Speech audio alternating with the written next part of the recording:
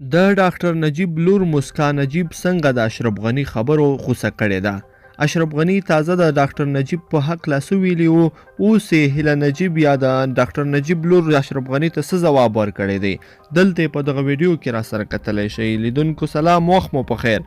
د افغانستان د یو پخواني ولسمشر ډاکټر نجیب الله لور مسکا نجیب د ولسمشر غني په هغو څرګندونو توند غبرګون ښودلی دی چې ویلي دي د ډاکټر نجیب لویه تېروتنه دا وه چې اعلان یې وکړ استعفا کوي. ولسمشر غني د پنجشنبې په ورځ 11 د جون باندې اتلانتیک شورا سره په یو ویډیوي کانفرانس کې وپوښتل شول که د سولې لپاره له واکه د هغه لرې کېدل یو شرط وي هغه به یې ومني.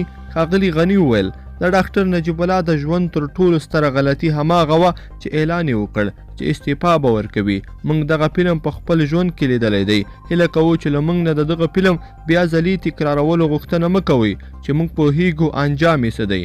خو مسکا نجیب پرون جمعې په ورځ په خپله فیسبوک کې د ښاغلي اشرف غني په دغو څرګندونو سخت انتقاد کړی دی.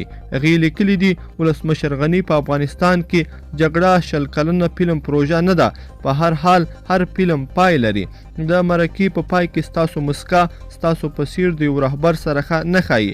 د سولې لپاره د نجیب الله په نیت او ملت پالنې یوازې افغانان پوهیږي.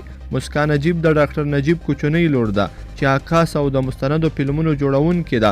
د ډاکټر نجیب حکومت او نظام په 90 کلونو کې د مجاهدینو سره له جګړې وروسته سقوط او ړنګ شو او بیا په افغانستان کې کورنۍ جګړې پیل شوې. د دغو کورنیو جګړو په ترڅ کې د طالبانو غورځنګ پیدا شو. طالبانو بیا د کابل له نیولو وروسته د افغانستان پخوانی ولسمشر ډاکټر نجیب الله وواژه.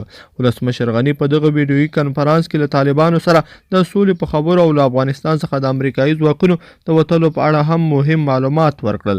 لیدونکو په دې هیله چې دغه ویډیو به مو را سره تر پایه پورې کتلې وي. که دا ویډیو مو خوښه شوې ویډیو لایک کړئ او زموږ د یوټیوب چینل هم سبسکرایب کړئ.